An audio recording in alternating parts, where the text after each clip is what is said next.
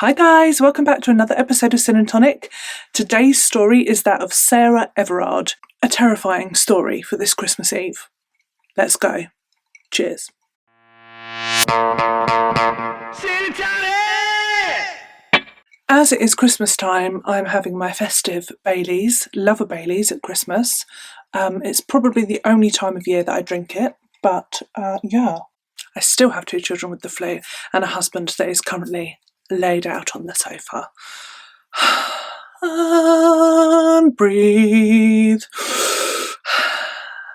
Hopefully the flu will not be my Christmas present. It is chilly up the shed. Today's story takes us to London, and on the 3rd of March in 2021, so this is quite a recent case. Sarah Everard was walking home from a friend's house. She had been there having dinner, a bit of wine, and she was on her walk home that evening. This was at about 9 p.m, and she was going from her friend's in Clapham Common to Brixton Hill, which is where she lived. On her walk home, so it was about an hour. Have I said that already? Oh my gosh, good start, safe. About an hour's walk. And for 20 minutes of that hour, she was on her phone to her boyfriend. They were arranging to meet the following day, and they got off the phone at around 9:30 that evening. And sadly, the following day, Sarah did not show up. She was reported missing quite quickly because that was not like her. I can remember this case really clearly, and when it happened, yeah, I nearly covered it at the time, close to the time. However, we will get onto why I didn't in a bit. So on the 5th of March, a massive police search went underway and an investigation started. And this involved the police watching like hundreds of hours of CCTV from all different places. They asked for dash cam footage from taxis and buses and cars and things like that on the route that Sarah would have likely taken. And they they found images and they watched images on people's, what are they called? They're like, like on your doorbell. She's doing this on the doorbells of people's houses, and they did track her movements quite well using that. It's like, what's that thing? Big Brother, like you're always being watched, like that. And then police found footage from a bus, and I will share some of the images. They found this footage, and it showed Sarah talking to a man. And in this footage, you can see a car that's pulled up onto the pavement with the hazard lights on, and you can see this man, you can see Sarah, and it all looks quite official. And at one point, you can see what looks like handcuffs. And witnesses came forward as well to say that they had seen Sarah stopped with this white car with this man, and that this man arrested her. So he was a police officer. And then it was assumed, because of the lack of Sarah on any more, she was not seen again after that point. So where the bus was and where this car was, there was no more CCTV footage of Sarah on any door cams or dash cams or anything. So it looked very much like she had been put into this unmarked police car, white car, and that she had been arrested. Obviously, there is something fishy about that, because if she had been arrested legitimately, she wouldn't be a missing person. They'd be like, oh, Sarah, yes, she's been arrested for such and such and she's in prison. No, she was not in prison. The number plate of this white car, was it an Astra or a Vauxhall or something like that? Yeah, I don't know why it matters, but it was, I believe, one of those. It was traced, and it was a hire car. And so that just filled me with, when you read moments when you're in cases and you're like, oh God, because that's iffy. And this car was hired in Dover. I'll share a map, because if you're not from the UK, you won't know. So there's Kent and Dover, like around here, and then London's sort of like in here. So it wasn't particularly close to London. It was hired outside of London. And it was hired by somebody called Wayne Couzens. Yeah, he was a police officer. He was. Couzens was 48 years old at the time. He had been married for 10 years. He had 2 children. He lived in Kent, but he commuted to central London every day to his job as a police officer. That's like over 2 hours, I think, of a commute. That's a lot, isn't it? Who can be asked? with that. It's probably more common than I think, but oh my God. He had been in the army and then he had joined the police. And at the time of Sarah's disappearance, he was working as a armed diplomatic protection officer. First of all, I'm thinking like, well, you know, he's not just some bobby on the beat. What cause has he got to arrest Sarah, and where is she? Because she's not in jail. This dude is basically like a, what do I mean? Like a security guard, like a bodyguard, a security guard for, you know, houses and places where diplomats and people like that are. So, like, you know, it sounds quite boring, to be honest. Sort of stand there. You know, like the police you see outside number 10, when they're just sort of there. Mate, so he drives. I mean, it would do my head in. He drives for like 2 hours there and back every day, and then just sort of, I mean, thank God people do all these jobs, don't they? But that's not my cup of tea. And also, as I thought it, I'm like, oh, actually, that's grim thought. But like, what are you thinking about all that time? I mean, that's a long old time. I bet they can't be listening to music and podcasts and things, just standing there. Yeah. I know too little about it to make any judgments. Sophie, stop it. But it seems pretty boring. Let's be real. It's not like The Bodyguard, is it? Like every day, like, no, I'm going to say no. And much like last week, Couzens had a very dirty little secret. And again, like last week, with the case of, I've now forgotten his name, Colonel Russell Williams, another man in a position of authority and power who it seems like is abusing that to the max. I'm going to share some information about Couzens as well that we're going to pop it in here now just so that we have it as a reference when we hear the rest of the story. And it angers me. You can't see the vein, it's under a hat, but it angers me. In 2015, and 3 days before Sarah's disappearance, Couzens was reported to the police for indecent exposure.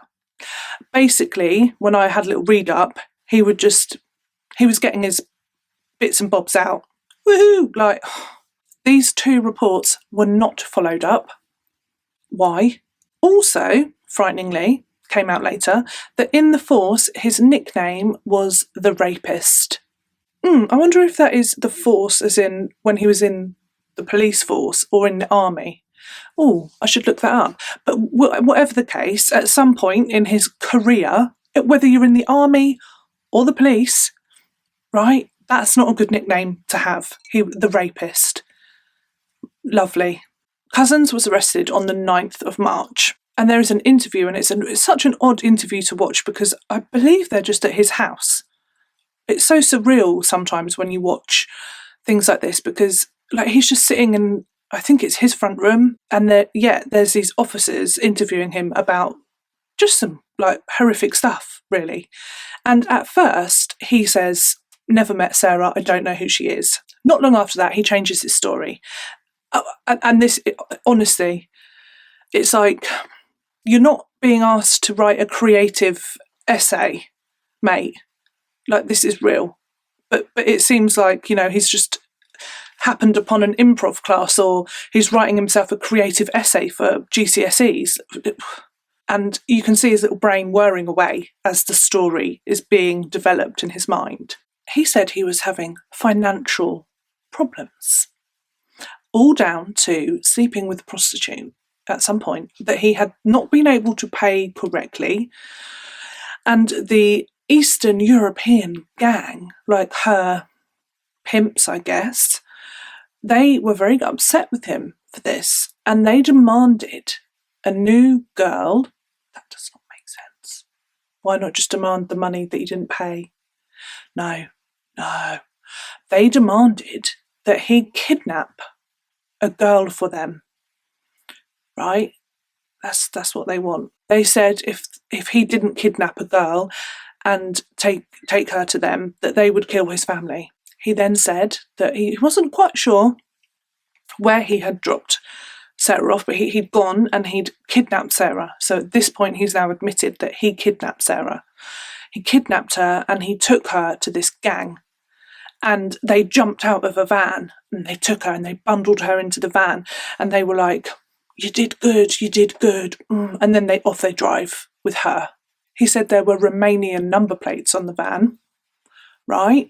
And he said, I'll take you there. I'll drive you I'll remember it once I'm driving, and I'll take you to where I dropped her off and where they took her from me. Police were like, no, let's keep chatting a bit. Then the policeman asks a very valid question. How do they contact you? How does this Eastern European gang of criminals contact you, in regards to this matter? And you can see his brain. And he's like, oh, well, they loiter. They loiter outside my house and they wait till I'm on my own. And then they come out from the bushes and they talk to me. And they tell me what to do. Right. The police had to investigate this because, that's the story that he has told them. And stranger things, man, stranger things. However, as the investigation continues, it is clear that Sarah's kidnapping was premeditated and carried out by Couzens by himself, and there was no handing over of Sarah to an Eastern European gang. None. The picture that was painted through the investigation and all of their findings was not a good one. It was not a happy one. It was a terrifying one. On the 28th of February, Couzens had hired the white Vauxhall car from Dover. He then bought a roll of self-adhesive tape, like a big roll of it, strong enough to hold carpet and stuff like that. So very strong self-adhesive stuff. He also bought a handcuff key on Amazon. This guy did not mind a bit of driving, tell you now, because on the 3rd of March, he finished a 12-hour shift guarding the US Embassy. He then drove back to Kent to pick up the hire car. He then returned to London in the hire car, just, cost of petrol, not a thing then maybe. And he arrived in London, Clapham, at 9:23 p.m. He stopped Sarah on her walk shortly after 9:30, so he'd not been there very long, and he arrested her for breaching COVID restrictions. At the time of this story, London was under Tier 4 restrictions, which was, I think, the strictest restrictions that we had in the country.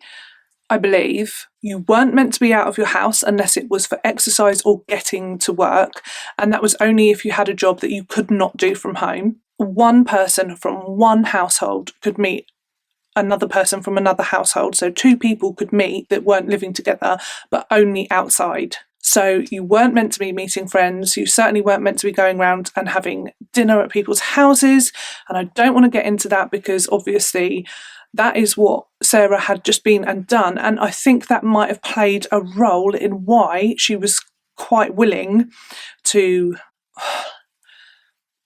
If you think that that person is a police officer, it's just, the whole case is terrifying, because before this case, I honestly don't know whether I would question that. If somebody showed me a badge, a police badge, which he must have done. He was a police officer. It's not like he was lying. He was a police officer. If someone showed me their badge and then said that I was being arrested and I knew that I had just been at someone's house having freaking dinner and I really wasn't meant to, I think my brain would just be in like, oh, great, like bollocks, I've been caught. I really don't think I would be thinking, hang on a sec, is this guy genuine? Like, is he about to abduct me? I have just done something wrong. He is a police officer. Like, oh my gosh, that's what made this whole case just chilling, because I think so many of us, if we were in her situation, would have complied. He was a police officer. Also, it was heavy, really heavy. The news coverage about COVID, how strict those restrictions were, and it was just everywhere about, doing what the right thing and what you should do and blah, blah, blah. And I just feel like if you had just broken that rule and the person in front of you was being very, what's the word? Authoritative and confident in what they were saying to you, be like, damn it. I mean, I would probably think he's followed me, or I was reported and someone saw me coming out of my friend's house or whatever. Maybe it's not the first time that she'd done it, speculation. But yeah, he did not take Sarah to a police station, obviously. And he drove Sarah to Kent. Like I said, that is a 2-hour or more journey.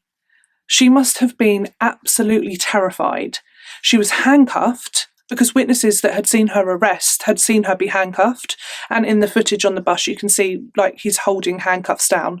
So she was handcuffed and placed in this car, trapped and driven for 2 hours. When they arrived, he switched the cars. So he took her from the hire car and put her into his own car. He then drove Sarah to a secluded area where he raped Sarah. And all of this was found because they followed his cell phone, pings to see where he had been that night. He then likely used his police belt to strangle Sarah to death. There are no words. Sarah was dead by midnight that night. He then dumped Sarah's body in a place called Hodes Wood. And this was a woodland area and that he actually owned. It was near Ashford in Kent. The following morning, he returns the hire car, and CCTV was prominent in this case. They caught his movements because they followed his phone, so they could see where he had been, etc. So then they could look at the CCTV and piece it together. And he stopped, I think, and got himself a cheeky Costa and a cake. Get that in him, bit of sustenance after his heavy night. Always shocks me when they can eat and drink and be merry. Always. Why? They're sick. He then went to Sandwich. There is a place called Sandwich, and I find that adorable. Again, I need to write that one down. What a cool place name. Sandwich in Kent. And he went there. And why do they have to go and do things in nice sounding places always? Just wrong. He went there and he dumped Sarah's phone. On the 5th of March, he is seen on CCTV at a petrol station filling up cans of petrol, and he then returns to Hodeswood to burn Sarah's remains. He places her body in a dumped refrigerator thing and burns her body inside of it. Later that day, he was seen buying builders' rubble bags, and he actually then went back to Sarah's remains and placed the remains in these rubble bags and then sort of dispersed of them around his woodland. And this I can't. The next day, he took his children and his wife to Hodeswood for a day out. What a sicko. Kids just merrily playing in the woods near the remains of a woman that he has raped and murdered. There are no words. On the 8th of March, he called in sick and said he was stressed and anxious, not well. And if he wasn't then, he would be, because he was then arrested on the 9th of March. The following day, the police found Sarah's remains. And I find it horrible as well because of the way that he disposed of her body. It meant that she had to be identified through dental records, and I always think that that is just heartbreaking. And it meant that her family couldn't see her, they couldn't, have that closure, they couldn't see her body, they couldn't have that final goodbye in that way. That's always really sad. Couzens was charged with Sarah's murder and he was taken in, but then he hurt himself. I'm not sure what he did. I think he might have smacked his head against a wall or something on purpose, and then he had to be taken to hospital.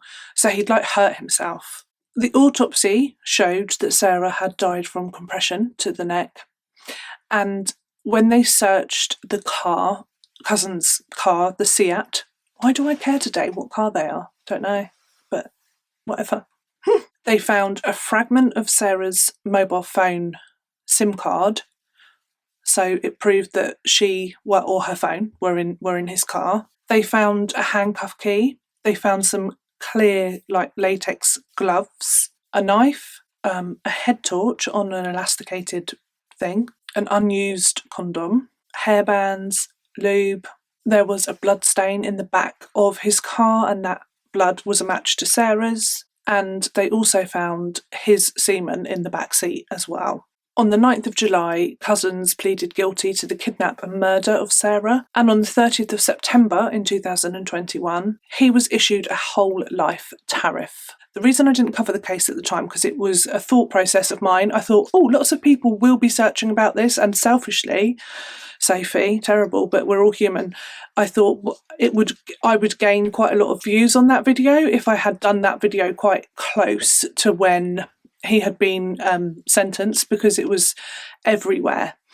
The reason that I didn't do that is because what came after Sarah's case was quite a big media coverage of women's safety, and the conversations that were going on around that were, it was loud, like it was everywhere. It was on all of my social media platforms, it was on all over the news, and also things just kept going a bit like, and it kept highlighting the issue.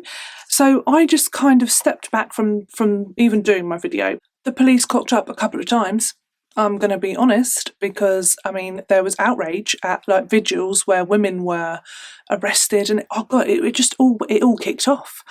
It was just all a bit much, really. I'm not sure. It was it all felt just a bit. It was, can you tell? It was just also. The answer to this issue was that if a lone police officer came up to you to talk to you, you were to ring 999 just to check their legitimacy. Well, that's probably very helpful for everybody with, reporting an actual emergency. It terrified women. This was somebody that was meant to be. You tell children that, a police officer is safe. It was a terrifying case. The Home Secretary, Priti Patel, she said the following: "Every woman should feel safe to walk on our streets without fear of harassment or violence." Yeah, Mayor of London said that the streets of London are not safe for women or girls. Where is? Couzens was also dismissed from the service as part, he got his whole life tariff, but he was also obviously he's never ever going to be a policeman again, never coming out of prison again. And the Met did later on announce that they would not be issuing lone undercover police officers. Now that is something you can work with, because when, if that is the case, if any undercover police officer was to approach you and now that that's not the done thing, oh no, thank you, sir. And then you would feel more like, I will ring 999 because we know that they don't issue loan officers. So this is fishy.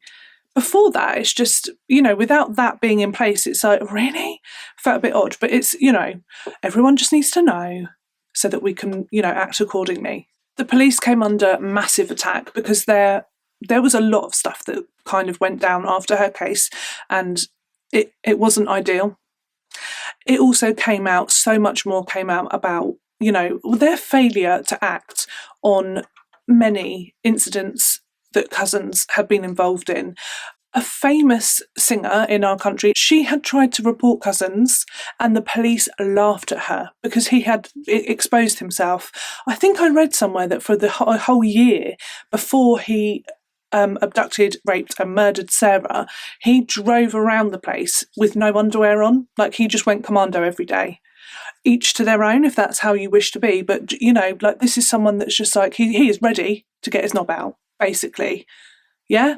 And the thing that is worrying about that is that there had been numerous occasions in which he had got his knob out and nothing had happened. There was no repercussion.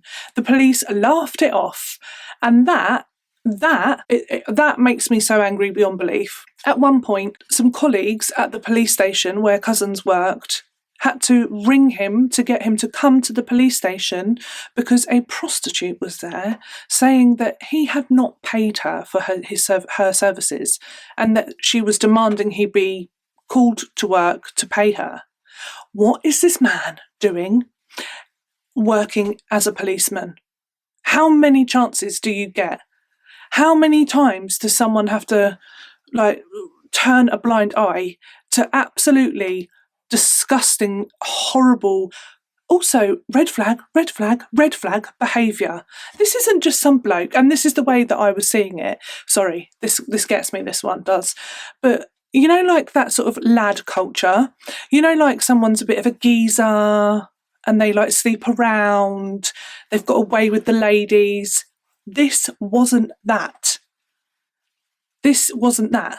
The rapist, do me a favour.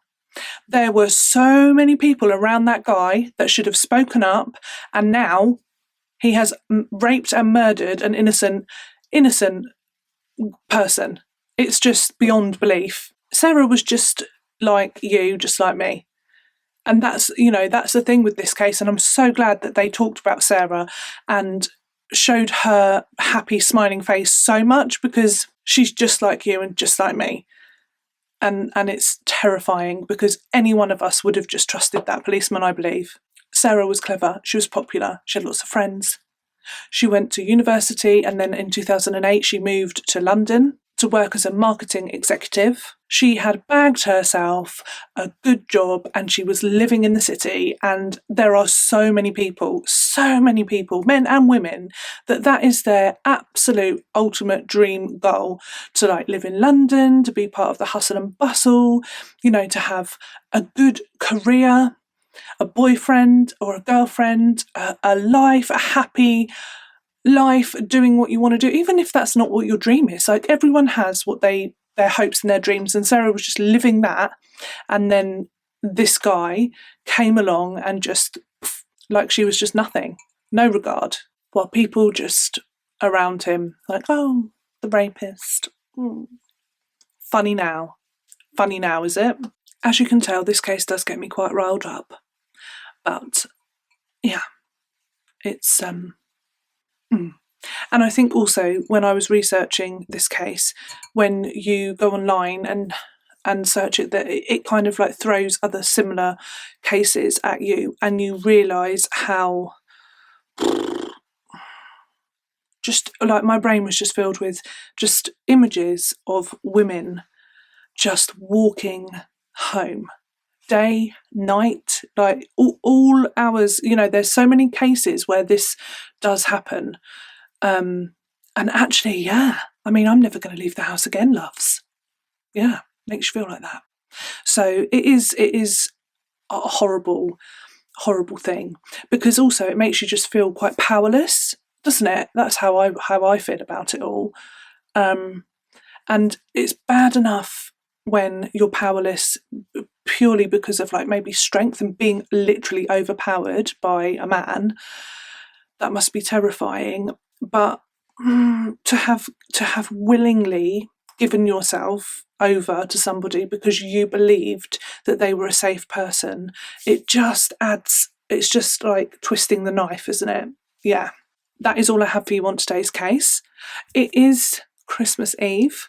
Am I correct? Is this going out on Christmas Eve? Let me check. Christmas Eve tomorrow. Okay. So have a wonderful Christmas. I'm very excited for you. I've already had plenty of Baileys and cheese. Honestly, I probably weigh about 2 stone more than I did in November already. But what are you going to do? Got to look after yourself. Got to get through tough times. Cheese and wine. This is going to be odd because I came into the shed and it was light, and I think I'm going to leave and it's going to be dark. That's always a spin out. That's weird. It's like you lose time when that happens. Even though I've been here and I can, I can feel the time that I've had. I'll go out there and it'll be dark and I'll be like, what? What happened there? No. Weird. I should have timed that better, shouldn't I? Because I don't like that feeling.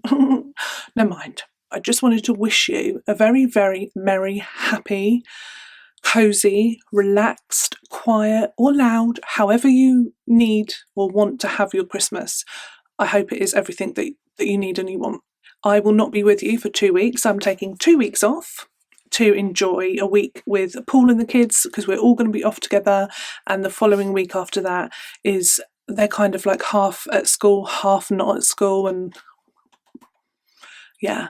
So I didn't want to tear myself too much in too many directions. So I'm going to have 2 weeks off for the holidays. I'm with you in spirit, and I have my Patreon. I will link it below. I do chit chat on there, and I will always chit chat in the comments if you ever want to have a chat. And if it's difficult for you, put a comment in this video, and it will notify me, and I can chat with you as well. But yeah, so I'll see you in 2 weeks. Have a very merry, wonderful Christmas. Thank you so much for joining me today for another episode of Sin and Tonic. Do hope you can join me in 2 weeks for another true crime story and a glass of whatever you fancy.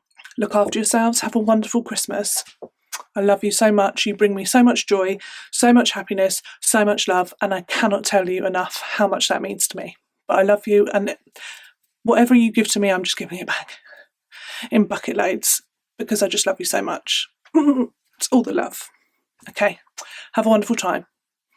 Bye.